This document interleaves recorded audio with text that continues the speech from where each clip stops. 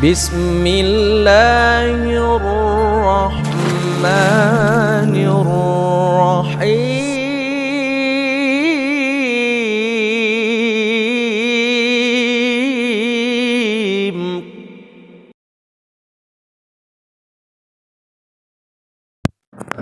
Rasul kita Nabi besar Muhammad sallallahu alaihi wasallam.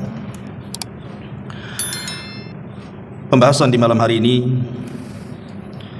masih berkenaan dengan nama dari nama-nama Allah Subhanahu wa taala yang sangat agung sekali.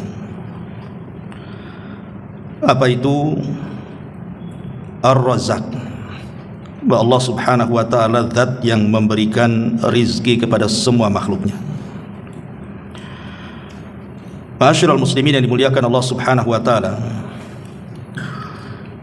di dalam Al-Qur'anul Karim Allah Subhanahu wa taala menyebut satu kali kalimat Ar-Razzaq dengan mufrad, kalimat tunggal, yaitu dalam surah Az-Zariyat ayat 58, di mana Allah Subhanahu wa taala mengatakan innallaha huwar razzaq, sesungguhnya Allah dialah zat yang maha memberikan rizki. Tetapi di dalam Al-Quran Allah Subhanahu wa taala menggunakan jama' ataupun lebih daripada satu, diulang 5 kali dalam Quran. Contohnya surah Al-Maidah ayat 114, Allah mengatakan warzuqna wa anta khairur raziqin, berikanlah rizki kepada kami karena engkau sebaik-baik zat pemberi rizki. Apa itu rizki? Maka para ulama mengatakan rizki adalah ma yuntafa'u bihi annas, apapun yang bisa dimanfaatkan manusia, itulah rizki Allah Azza wa Jalla, apapun itu. Dan kita tahu bahwa disebutkan dalam surah Az-Zariyat ayat 22, di mana Allah Subhanahu wa taala menjelaskan bahwa sumber rizki semua makhluk semuanya berpangkal ada di langit. Sebagaimana Allah Subhanahu wa taala mengatakan dalam surah Az-Zariyat 22, wa fis samai rizqukum wa ma tu'adun, dan di langit terdapat sebab-sebab rizki kalian dan apa yang dijanjikan Allah kepada kalian. Kalau kita melihat di alam semesta ini, bagaimana Allah Subhanahu wa taala memberikan rizki kepada makhluknya, baik yang ada di daratan ataupun di lautan, baik kepada binatang, manusia, jin atau semua makhluknya, sumber rizki itu semua ada di langit. Jadi yang di langitlah yang mengatur semuanya. Karena siapa yang memberikan rizki kepada kita kalau bukan Allah Subhanahu wa taala?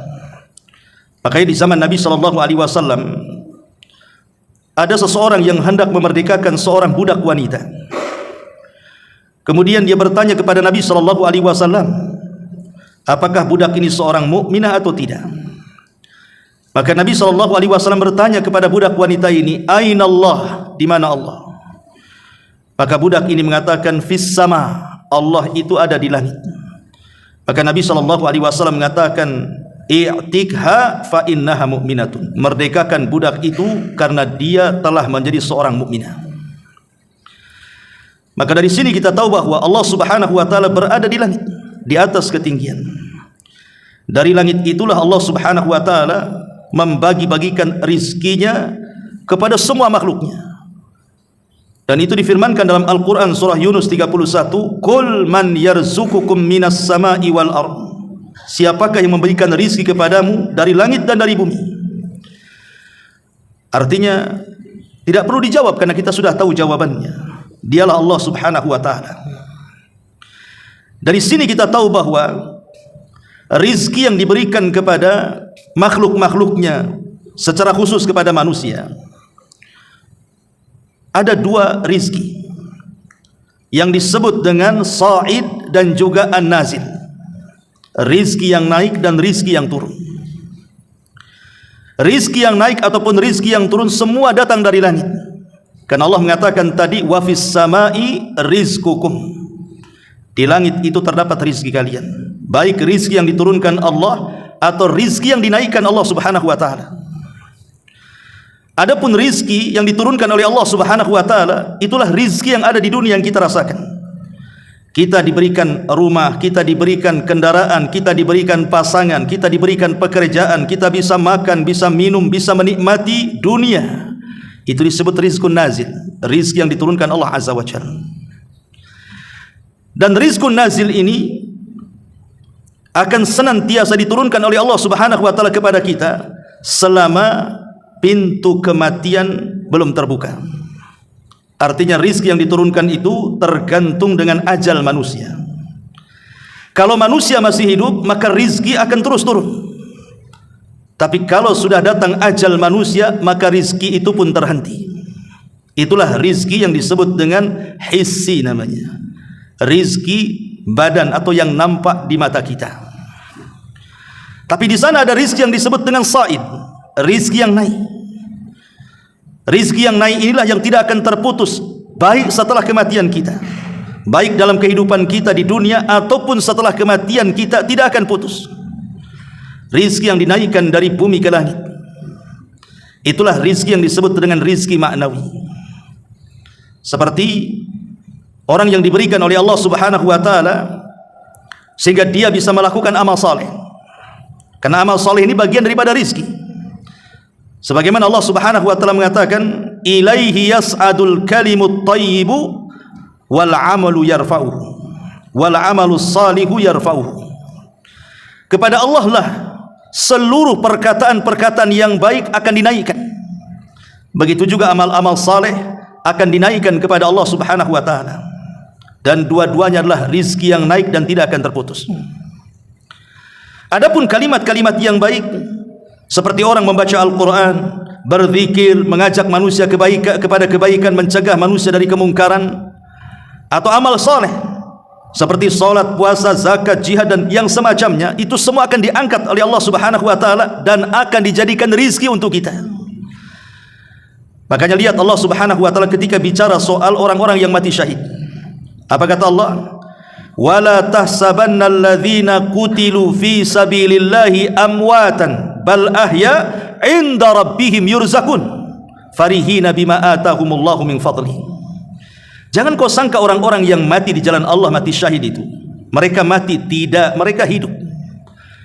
Walaupun nampaknya mati di dunia, tapi mereka hidup di kuburan mereka, dan mereka mendapatkan rizki dari Allah Subhanahu wa taala. Mereka senang dengan apa yang Allah anugerahkan kepada mereka. Artinya orang-orang yang mati syahid, walaupun mereka mati, tapi rizkinya tidak terputus. Rizkinya akan terus mengalir dalam kuburannya. Dan tentunya rizki yang paling besar adalah jannatun na'im, sorga yang penuh dengan kenikmatan dari Allah Subhanahu wa ta'ala untuk mereka. Itu yang disebut dengan rizku as-sa'id, rizki yang dinaikkan Allah ke langit berupa amal saleh. Dan kedua-duanya harus dicari oleh manusia. Dua-duanya harus dicari. Baik rizki yang turun dari langit ke bumi, kita harus mencari, karena itu untuk penghidupan kita di dunia.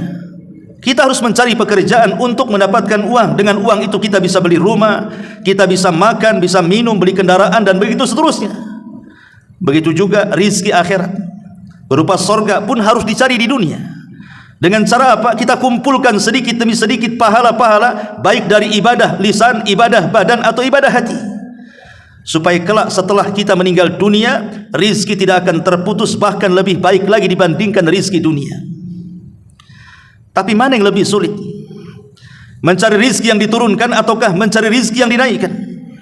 Tentu jawabannya lebih mudah mencari rizki yang diturunkan dibandingkan yang dinaikkan. Karena rizki yang diturunkan itu berserikat dengan semua makhluk Allah. Berserikat dengan binatang, berserikat dengan orang kafir, orang musyrik, berserikat dengan jinnya, itu berserikat semuanya. Sebagaimana Allah memberi makan kepada kita, Allah juga memberi makan kepada binatang. Sebagaimana Allah memberikan makan kepada kita, Allah juga beri makan orang-orang kafir, baik manusia atau jinnya. Artinya rizki yang turun itu lebih mudah dicari. Tapi rizki yang dinaikkan ke langit dengan ucapan-ucapan yang baik, amal-amal yang saleh ini tidak mudah. Makanya kemudian orang yang mendapatkan rizki yang dinaikkan itu hanya sedikit dibandingkan orang yang mendapatkan rizki yang Allah turunkan ke bumi. Ma'asyiral muslimin yang dimuliakan Allah Subhanahu wa taala, wa fis sama'i rizqukum wa ma tu'adun. Dan di langit terdapat sebab-sebab rizki kalian dan apa yang dijanjikan Allah kepada kalian. Ma'asyiral muslimin yang dimuliakan Allah Azza wa Jalla. Dan rizki yang naik itu terdapat di beberapa tempat, salah satunya di masjid-masjid Allah. Kalau kita ingin mencari rizki yang naik, carilah di masjid. Tapi kalau antum ingin mencari rizki yang turun, carilah di luar masjid. Makanya Allah Subhanahu wa taala menjelaskan di dalam Al-Qur'anul Karim, fi buyutin adzinallahu an turfa wa yudhkara fiha ismuh yusabbihu lahu fiha bil ghuduwi wal asal rijalun la tulhihim tijaratun wala bai'un an dzikrillah wa aqamas salah wa iqamis salati wa ita'iz zakati yakhafuna yawman tataqallabu fihi alqulubu wal absar. Allah Subhanahu wa taala mengatakan di rumah-rumah Allah, maksudnya di masjid-masjid Allah yang di sana telah diperintahkan Allah untuk memuliakannya dan menyebut-nyebut namanya, di sana bertasbih mensucikan namanya pada waktu pagi dan petang.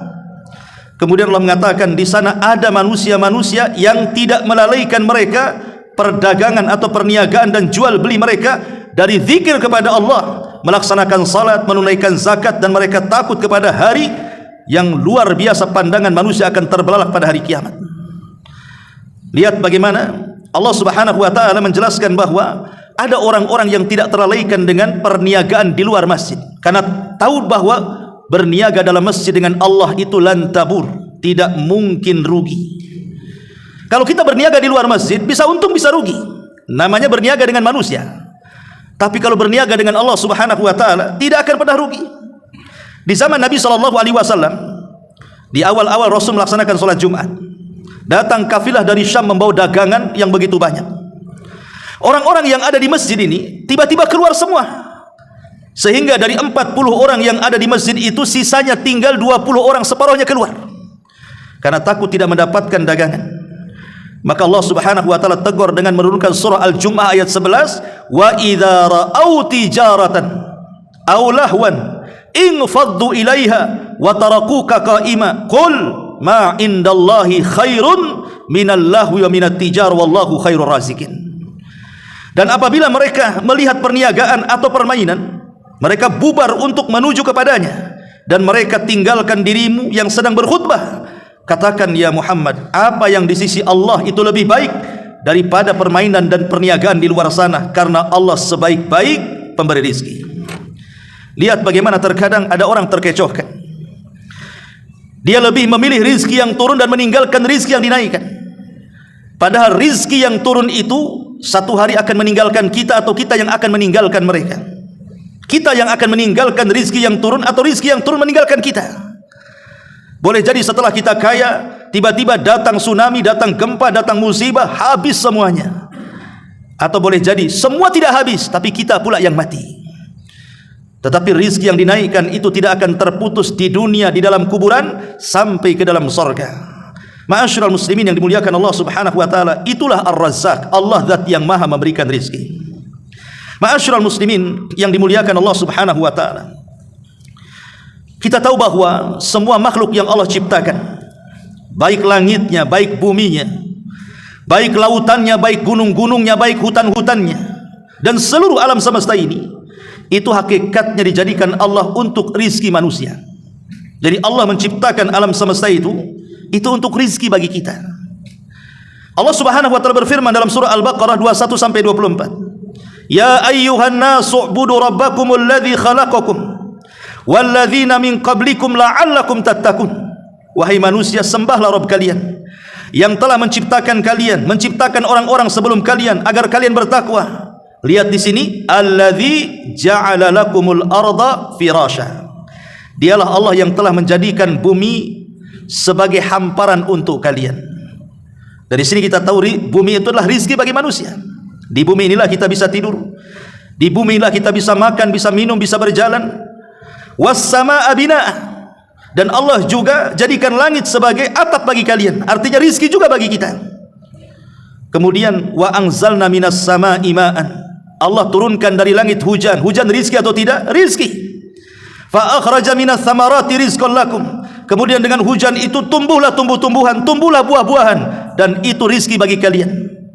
Tumbuh-tumbuhan, buah-buahan, biji-bijian, semua rizki bagi kita. Artinya Allah Subhanahu wa ta'ala menciptakan langit, bumi dan seisinya itu untuk rizki kepada kita.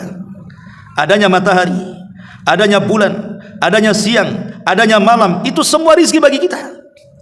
Coba bayangkan ketika Allah mengatakan kul ara'aitum in ja'alallahu 'alaikumul laila sarmadan ila yaumil qiyamah man ilahun ghairallah ya'tikum bidhiya afala tasma'un. Dalam surah Al-Qasas ayat 72-73, bagaimana pendapatmu wahai Muhammad jika Allah jadikan kepada kalian malam terus sampai kiamat? Kalau Allah jadikan malam ini tidak ada siang sampai kiamat malam, kapan manusia akan mencari rezeki kalau begitu? Makanya Allah mengatakan, apakah di sana ada Tuhan selain Allah yang bisa mendatangkan cahaya? Tidakkah kalian mendengar? Qul ara'aitum in ja'alallahu 'alaikumun nahara sarmadan ila yaumil qiyamah man ilahun ghairullah ya'tikum bilailin taskununa fi afala tubsirun.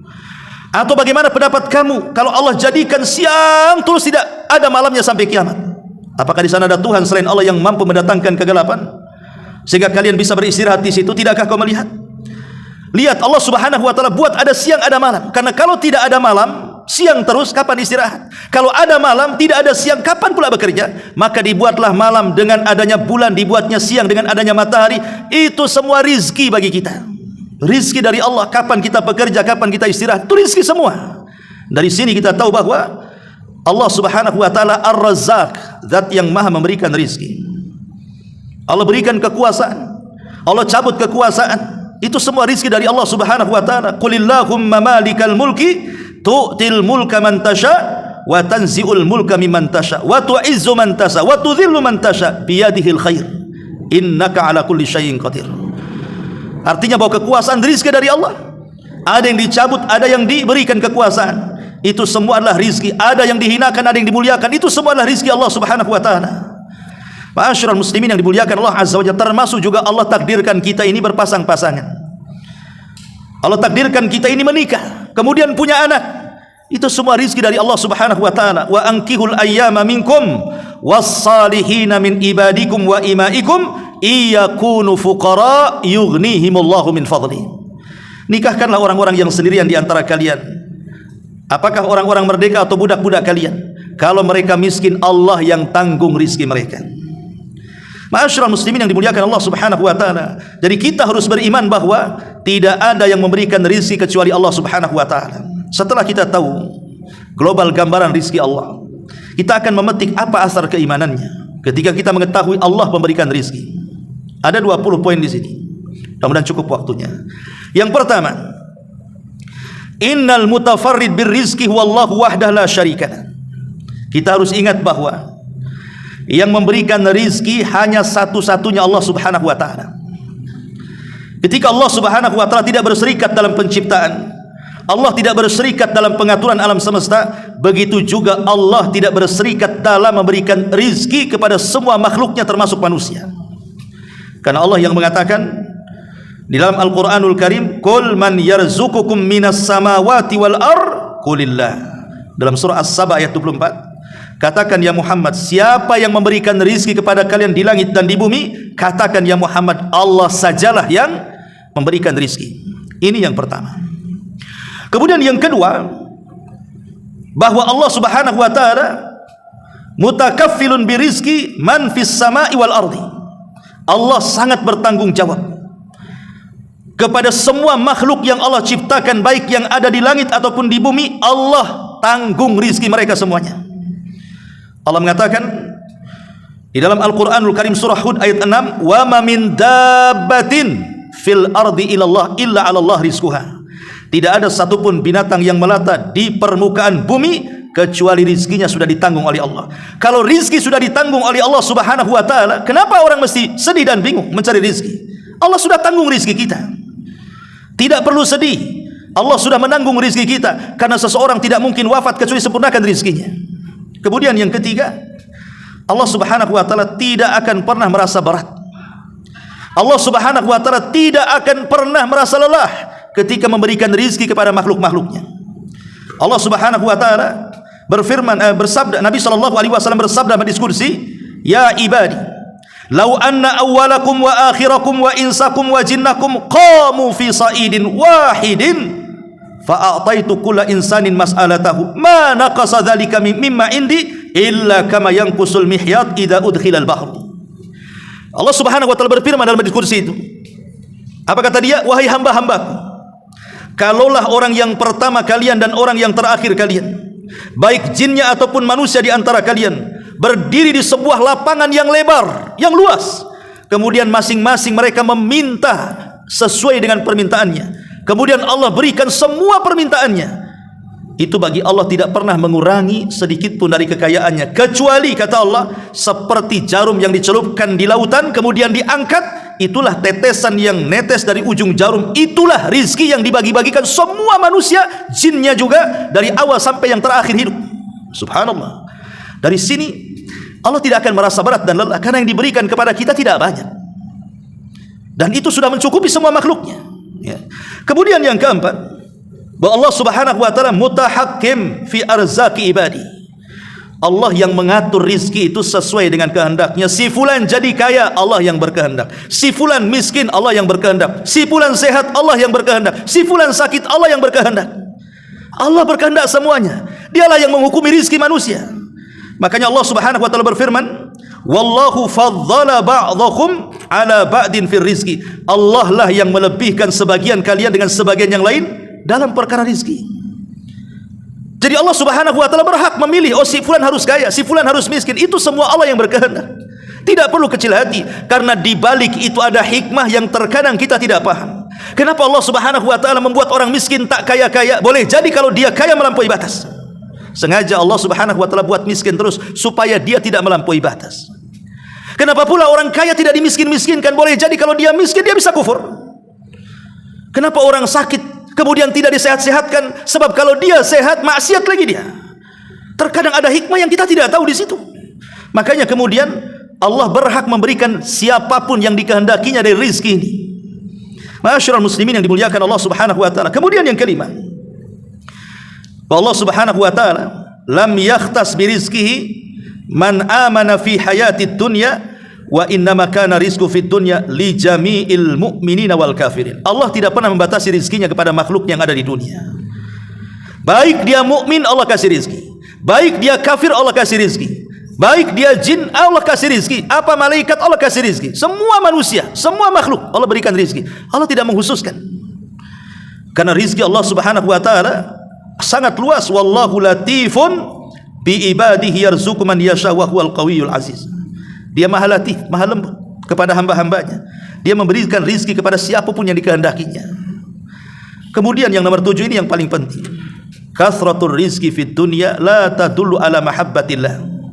Banyaknya rizki yang Allah anugerahkan kepada seseorang bukan menunjukkan tanda sayangnya Allah kepada dia. Kalau ada orang kaya, saking kayanya, bukan berarti kekayaannya menunjukkan Allah sayang kepada dia. Kalau ada orang miskin, saking miskinnya, Allah menunjukkan bukan benci kepada dia. Sayang dan benci itu ukurannya bukan harta. Allah Subhanahu wa taala berfirman ketika menceritakan tentang orang-orang kafir di zaman dulu, wa qalu nahnu aktsaru amwalan wa auladan wa ma nahnu bimu'adzabin. Mereka orang-orang kafir berkata, kami ini hartanya banyak, anaknya banyak, dan kami yakin di akhirat kami tidak mungkin diazab. Jadi keyakinan orang yang mengatakan kalau kaya itu tanda dicinta Allah, ini keyakinan orang kafir. Orang kafir yang mengatakan seperti itu. Makanya Allah mengatakan kul setelahnya, katakan ya Muhammad, inna rabbi yabsutur rizqa liman yasha. Allah lah memberikan rizki itu sesuai dengan kehendaknya. Fir'aun kafir tetap diberikan rizki. Namrud kafir tetap diberikan rizki. Qarun kafir tetap diberikan rizki. Sulaiman beriman tetap diberikan rizki. Para nabi mereka tetap diberikan rizki. Artinya kekayaan itu berserikat antara mukmin dan kafir, antara mukmin dan musyrik, antara orang yang taat dengan ahli maksiat, bahkan antara manusia dengan binatang sekalipun. Jadi itu bukan tanda sayang. Karena ada sebagian orang mengatakan kalau Allah limpahkan rizkinya, dia mengatakan Rabbi akraman, Rabbku sedang memuliakan aku, katanya. Kalau diseretkan rizkinya, dia mengatakan Rabbi ahanan, Rabbku sedang menghinakan aku. Tidak, Anda mulia, Anda hina bukan karena kekayaan. Jadi jangan pernah merasa mulia hai Anda orang kaya di hadapan orang miskin, dan Anda jangan merasa hina hai orang miskin di hadapan orang kaya, karena rizki bukan tanda dicinta Allah Subhanahu wa taala. Inna akramakum indallahi atqakum. Yang paling mulia itu adalah orang yang bertakwa di antara kalian. Perhatikan sebuah hadis yang dikeluarkan Imam Hakim dalam Mustadraknya. Innallaha qasama bainakum akhlaqakum kama qasama bainakum arzaqakum. Wa innallaha yu'ti dunya man yuhib wa man la yuhib wa la yu'til iman illa man yuhib, kata Rasul. Allah sudah membagi-bagi akhlak-akhlak kalian. Ada yang baik akhlaknya, ada yang tidak baik akhlaknya, kadang baik kadang tidak baik. Itu semua sudah dibagi-bagi oleh Allah. Sebagaimana juga Allah memberikan rizki-rizki kalian dan membagi-baginya. Allah memberikan dunia kepada orang yang dicintainya dan kepada orang yang tidak dicintainya. Tapi Allah tidak pernah memberikan iman kecuali kepada orang yang dicintainya saja. Bahkan boleh jadi tanda banyaknya rizki itu istidraj dari Allah. Nabi SAW mengatakan, "Idza ra'aitallaha yu'til 'abda minad dunya 'ala ma'asihi ma yuhib." Kalau engkau melihat, kata Rasul, ada orang diberikan kekayaan sekaya-kayanya padahal dia ahli maksiat dan dia bermaksiat sekehendaknya. Dia tidak salat, dia tidak puasa, dia tidak zakat, dia tidak haji, padahal sanggup. Tetapi dunianya dibukakan selebar-lebarnya. Tapi ada orang salat, rizkinya disyaratkan. Ada orang puasa, rizkinya dikurangi. Kalau ada orang yang kaya di atas kemaksiatan, apa kata Nabi SAW? Fa innama huwa istidraj. Ingat, itu adalah istidraj. Apa istidraj? Sengaja Allah membiarkan dia seperti itu sampai pada waktunya azab Allah akan turun kepada dia, tidak di dunia, di akhirat. Kemudian Rasul membacakan ayat, falamma nasu ma dzukkiru bih fatahna alaihim abwaba kulli syai'in hatta idza farihu bima utu akhadnahum baghtatan fa idza hum mublisun. Ketika mereka lupa dengan peringatan yang diperingatkan kepada mereka, kami bukakan pintu-pintu rizki kepada mereka. Ketika mereka sudah bahagia dengan rizki-rizki di atas maksiat mereka, tiba-tiba kami azab mereka secara tiba-tiba, kemudian mereka pun berputus asa, kata Allah. Ini yang ketujuh. Kemudian yang kedelapan, inna taqwallah wa ta'atahu sababun azimun lirrizqi wal barakati fi. Ingat bahwa bertakwa kepada Allah dan banyak melakukan ketaatan kepada Allah adalah sebab terbesar Anda mendapatkan rizki dan barakah yang banyak di dalamnya. Allah Subhanahu wa taala mengatakan, walau anna ahlal qura amanu wattaqau lafatahna alaihim barakatin minas samai wal ardi. Dalam surah Al-A'raf 96 Allah mengatakan, kalaulah penduduk negeri itu mau beriman dan bertakwa, tentu kami akan bukakan kepada mereka berkah dari langit dan bumi. Berkah dari langit dan bumi. Ketika sebuah negeri itu bertakwa, lihat Saudi Arabia, dulunya negeri miskin. Yaman itu negeri kaya, Saudi itu negeri miskin dulu. Tapi karena penduduknya beriman dan bertakwa, Allah berikan kekayaan kepada mereka. Lihat orang-orang yang berkulit hitam itu, orang-orang Ethiopia, dulunya kaya negerinya, tapi karena kemudian rakyatnya makin kufur, Allah buat negerinya miskin. Begitulah janji Allah Subhanahu wa taala, kalau penduduk negeri itu mau beriman dan bertakwa, kami buka itu berkah dari langit dan bumi itu. Ma'asyiral muslimin yang dimuliakan Allah Subhanahu wa taala. Kemudian yang ke-9, wal aqsu, dan sebaliknya, fa innal ma'siyata tunkisur rizqa wal barakata li'anna ma indallah la yunalu illa bi ta'ati. Sesungguhnya kemaksiatan itu bisa mengurangi rizki, atau mungkin tidak, rizkinya tidak kurang tapi berkahnya dicabut. Karena apa yang di sisi Allah tidak mungkin dicapai kecuali dengan ketaatan kepada Allah Subhanahu wa taala. Allah mengatakan, "Dhaharal fasadu fil barri wal bahri bima kasabat aydin nas liyudhiqahum ba'dalladzi 'amilu la'allahum yarji'un." Allah Subhanahu wa taala mengatakan, rusaknya, tampaknya kerusakan di lautan dan di daratan itu karena ulah manusia. Kita lihat di negeri kita sajalah. Kita lihat ketika ada gempa, ada tsunami, ada banjir, ada angin puting beliung, berapa banyak bencana-bencana ini yang menghancurkan rumah-rumah mewah, kendaraan-kendaraan bagus, harta-harta yang disimpan, semua hancur. Itu akibat ulah siapa? Kata Allah, zaharal fasadu fil barri wal bahri. Kerusakan di langit dan di bumi itu ulah manusia semuanya. Ya memang terkadang kalau kita melihat secara ilmiah fisikanya, oh itu karena ada lempengan yang bergeser sehingga terjadi gempa, vulkanik, tektonik, atau apa namanya. Ya, secara ilmiah fisika memang seperti itu. Tetapi kenapa dia bisa bergeser, pertanyaannya? Dan siapa yang menggesernya? Kemudian terjadi gempa. Ma'asyiral muslimin, harusnya kemudian dikejar tuh pertanyaan itu.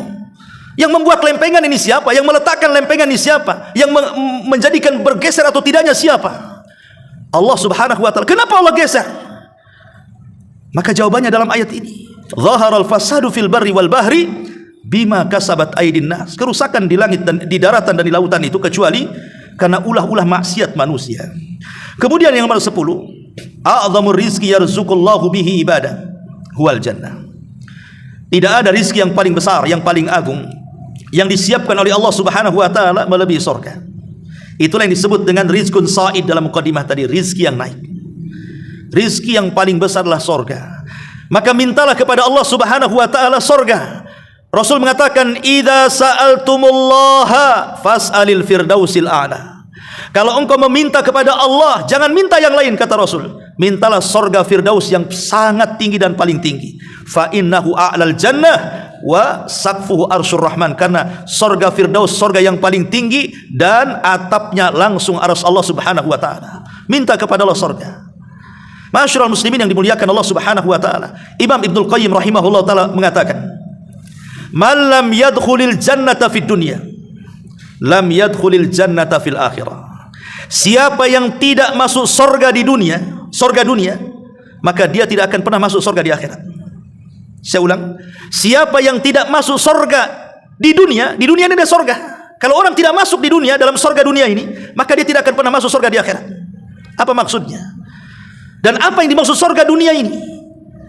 Kata Imam Ibnul Qayyim rahimahullahu ta'ala, surga dunia adalah itmi'nanul qalbi, ketenangan hati, itulah surga dunia. Dan inilah rizki yang paling agung yang Allah berikan di dunia. Rizki yang paling besar di dunia itu adalah ketenangan hati.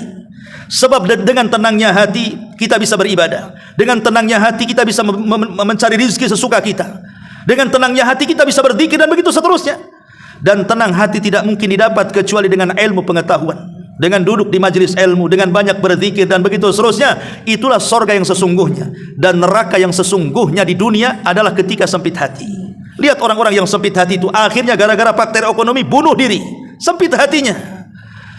Gara-gara kemudian faktor sempit hatinya, yang tadinya berkawan jadi berpisah, yang tadinya suami istri jadi bercerai, yang tadinya bersaudara jadi bertarung, berperang dan begitu seterusnya. Ma'asyiral muslimin yang dimuliakan Allah subhanahu wa ta'ala, dari sini kita tahu bahwa surga di dunia itulah ketenangan hati, dan surga di akhirat itulah rizki yang paling besar yang Allah sediakan bagi orang-orang yang beriman. Kemudian yang nomor 11, tawakal dan rizki. At-tawakkul war rizki. Rizki itu juga ditentukan dengan tawakalnya kita kepada Allah. Kalau kita kuat tawakalnya kepada Allah Azza wa Jalla, Allah tambah rizki kita.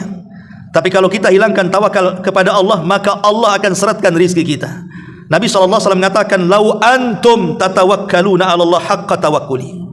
Kalau engkau, kata Rasul, bertawakal dengan sebetul-betul tawakal kepada Allah, la ruziktum, kalian akan diberikan rizki. Kama yurzaqut thair, seperti Allah memberikan rizki kepada burung.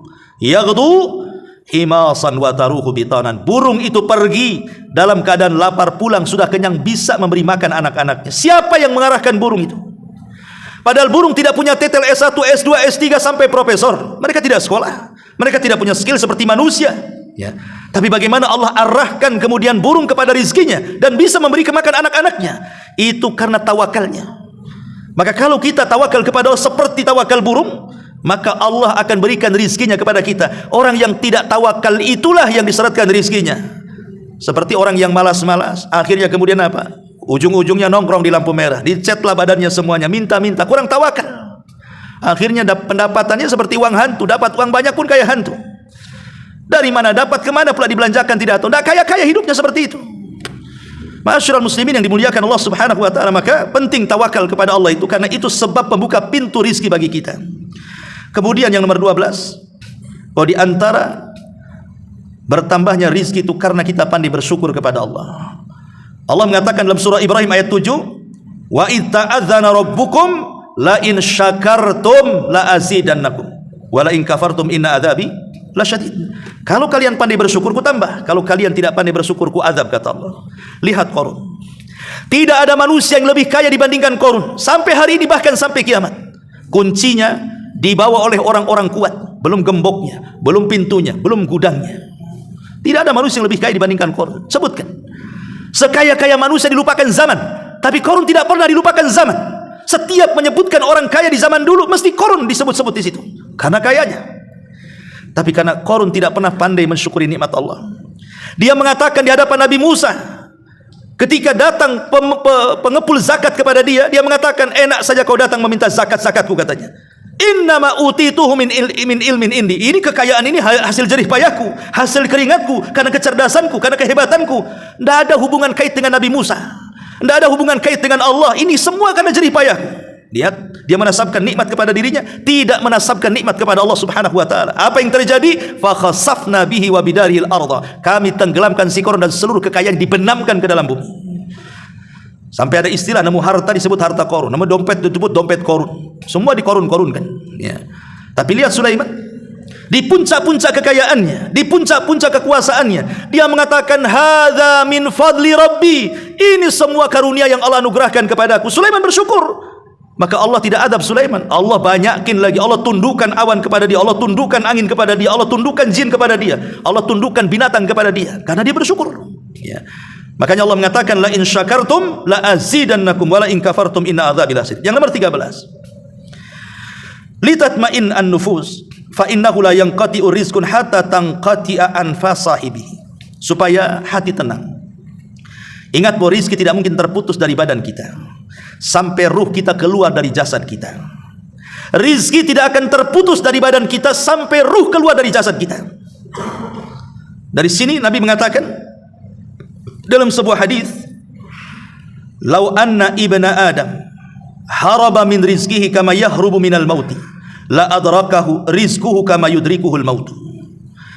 Kata Rasul dalam hadis yang dihasankan Syekh Albani, seandainya anak Adam itu lari dari rizkinya, dia tidak mau mengganggu, dia lari dari rizkinya, sebagaimana orang lari dari kematiannya, sungguh rizki akan mengejar dia sebagaimana kematian akan mengejarnya. Karena Allah tidak pernah mewafatkan seseorang sampai disempurnakan rizkinya. Kita pakai logika sedikit.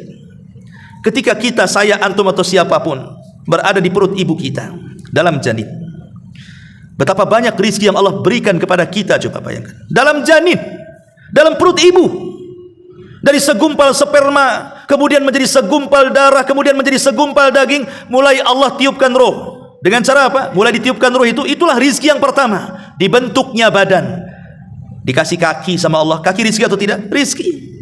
Dikasih tangan oleh Allah, tangan rizki atau tidak? Rizki. Diberikan pendengaran, diberikan penglihatan, diberikan hati, diberikan akal. Siapa yang kasih itu? Di perut ibu tuh. Wallahu akhrajakum min butuni ummahatikum la ta'lamuna syai'a wa ja'ala lakumus sam'a wal absara wal af'idah, kata Allah. Allah lah yang mengeluarkan kalian dari perut-perut ibu kalian, tidak tahu menahu soal apapun, kemudian Allah berikan penglihatan, pendengaran dan hati. Dalam perut ibu kita saja kita sudah diberikan banyak rizki, kemudian dikasih asupan makanan, minuman dari darah haid yang terhenti kemudian menjadi makanan si bayi itu. Siapa yang kasih? Karena orang luar tidak mungkin ngasih kepada orang yang dalam janin itu. Itu semua Allah Subhanahu wa taala yang kasih. Ketika brojol saja tidak bisa bergerak, tapi Allah berikan insting sehingga dia mengambil air susu ibunya. Kemudian juga mulai Allah berikan kekuatan, mulai bisa bergerak, bisa bicara, bisa melangkah, bisa berjalan. Allah kasih pengetahuan. Subhanallah, rizki Allah itu luas sekali. Dan Allah tidak akan memutuskan rizkinya dari badan kita sampai ruh kita keluar dari jasad kita. Jadi buat apa kita sedih? Kemudian yang nomor 14, an tadhhara 'alal abdi athara fadlillah wa minnahu 'alaihi wa la yajhad an ni'ma fayukhfiha bal yu'lin ni'amallahi 'alaihi syukran lillahi wa hadha mimma yuhibbuhu Allah azza wa jalla.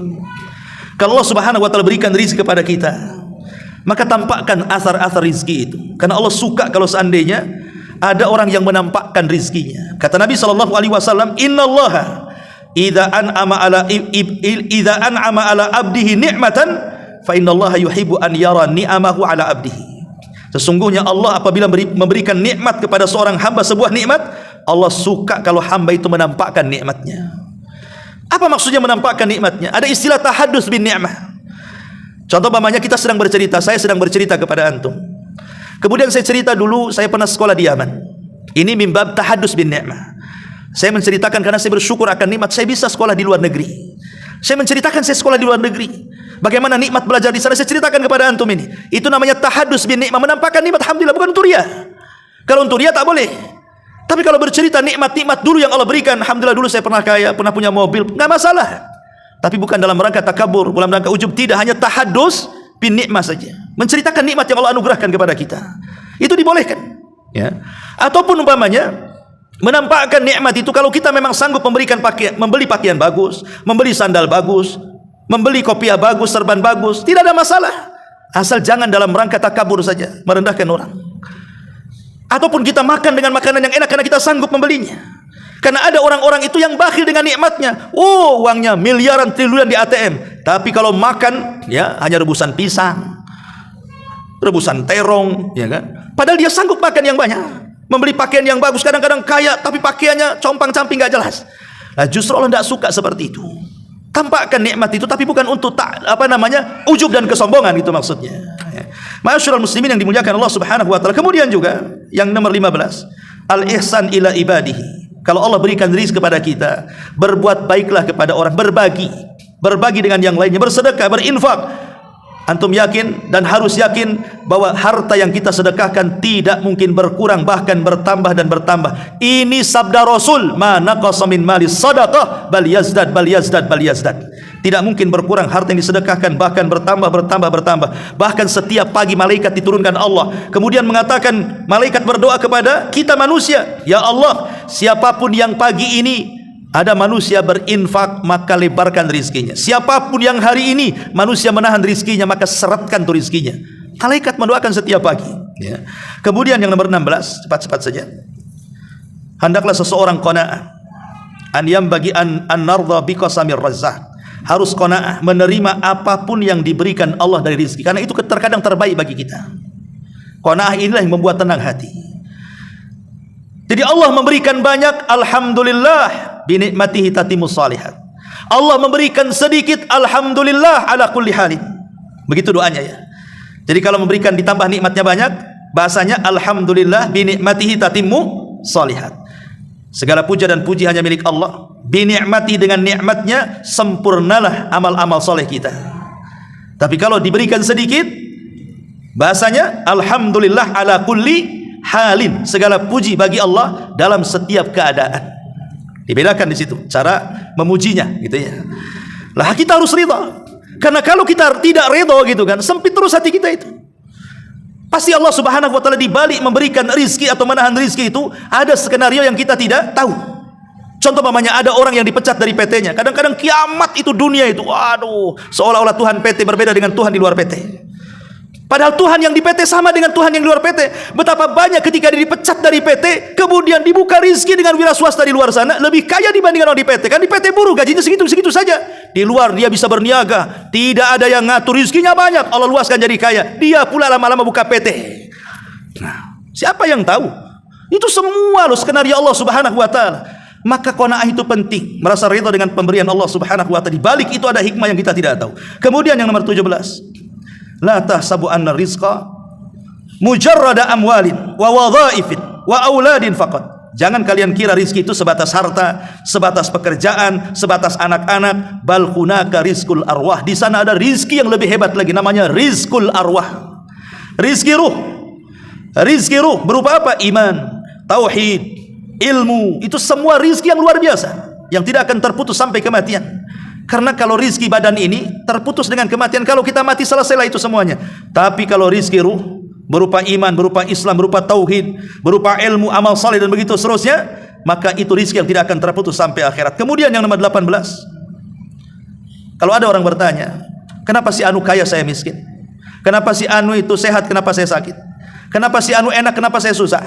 Kenapa Allah tidak adil memberikan rizkinya kepada saya? Kalau ada orang yang bertanya seperti itu, jawab dengan firman Allah surah Zuhruf ayat 32.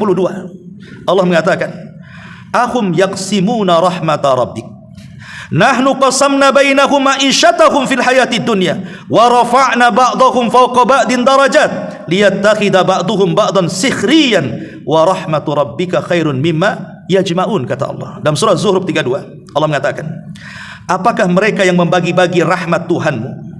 Kamilah yang menentukan penghidupan mereka dalam kehidupan dunia, dan kami telah meninggikan sebagian mereka atas sebagian yang lain dalam beberapa tingkatan. Ada yang kaya, ada yang miskin. Kenapa? Agar sebagian mereka dapat memanfaatkan sebagian yang lainnya. Kalau satu dunia kaya semua, antum tidak ada cari pembantu. Gimana caranya? Cari pembantu di mana semua orang kaya? Ya. Kalau semua kaya, nggak ada antum cari angkot itu, semua punya mobil. Kalau semua kaya COD nggak ada di aplikasi itu. Semua kaya ngapain? Makanya Allah buat ada miskin, ada kaya supaya saling memberikan manfaat di situ. Makanya ada pembantu, ada tuan, ada pelayan, ada bos, ada PT, ada anak buah, dan begitu seterusnya. Saling memanfaatkan satu yang lain. Dengan itulah berjalan kehidupan manusia. Kalau semua orang miskin, susah juga. Kalau semua orang kaya, susah juga. Ketika ada si miskin dan si kaya, nampak geliat kehidupan manusia. Itu hikmahnya. Kenapa Allah Subhanahu wa Ta'ala bagikan seperti itu? Agar sebagian mereka dapat memanfaatkan sebagian yang lainnya. Rahmat Tuhanmu lebih baik dari apa yang mereka kumpulkan. Yang nomor 19, Al-iman bismillahi ar-razak. Kalau kita mantap beriman dengan Allah itu zat yang memberikan rizki, yujibu lil abdi dawam al-iftiqari wal hajati ilallah. Kalau kita sudah yakin bahwa satu-satunya yang memberikan rizki adalah Allah, maka semakin berhajatlah kita kepada Allah, semakin meminta kepada Allah, semakin tunduk kepada Allah. Jangan minta kepada siapapun. Kalau kita ada masalah rizki, jangan ngadu di Facebook percuma. Jangan main TikTok pula. Di TikTok antum kemudian berkuar-kuar soal kemiskinan. Minta kepada Allah kekayaan. Tidak usah mengadu kepada siapa-siapa. Mengadulah kepada Allah Subhanahu wa Ta'ala. Dan yang terakhir tentunya, perbanyaklah istighfar, perbanyaklah taubat kepada Allah Azza wa Jal. Karena istighfar dan taubat sebesar-besar sebab Allah akan memberikan rizki kepada kita, sebagaimana perkataan Nuh kepada kaumnya, faqultu astaghfiru rabbakum innahu kana ghafara yursilis samaa 'alaikum midrara wa yumdidkum bi amwalin wa banin wa yaj'al lakum jannatin wa yaj'al lakum anhara. Aku katakan, kata Nuh, perbanyak istighfar kepada Rabb kalian karena Dia zat yang Maha Pengampun. Kalau kalian banyak istighfar, Allah akan hujani kalian, Allah akan berikan harta dan anak-anak kepada kalian, dan Allah akan lebatkan hutan-hutan kalian sehingga kalian memanfaatkan buah-buahannya. Dan Allah akan aliri sungai-sungai kalian, sumur-sumur kalian, tempat-tempat air kalian. Itu disebabkan istighfar dan taubat. Tetapi ikhwatu fiddin, dari semua rizki yang Allah Subhanahu wa Ta'ala anugerahkan kepada kita, yang paling besar apa? Rizqul hidayah. Tidak ada rizki yang lebih besar di dunia ini melebihi rizki kita dapat hidayah. Dimulai daripada hidayatul Islam, hidayatul iman, hidayatul sunnah, hidayatul ibadah. Ini 4 perkara ini sebesar-besarnya rizki dari hidayah itu. Pertama, Islam. Ini rizki terbesar bagi kita. Sebab kalau kita di luar daripada Islam, bukan hanya di dunia rugi, di akhirat masuk neraka dikekalkan di dalamnya, tidak mendapatkan rizki surga. Kemudian hidayatul iman. Setelah Islam, iman. Setelah iman baru sunnah. Setelah sunnah baru ibadah. Itu semua adalah rizki terbesar. Adapun makan, minum, kendaraan, rumah, dan begitu seterusnya, itu terputus dengan kematian kita. Tapi yang 4 ini tidak akan terputus walaupun kematian kita, sampai kita dimasukkan rizki terbesar, yaitu surga Allah Subhanahu wa Ta'ala. Wallahu a'lam. Sudah jam 9. Subhanaka bihamdika asyhadu an la ilaha illa anta astaghfiruka wa atubu ilaik. Allah Ta'ala. Assalamualaikum warahmatullahi wabarakatuh.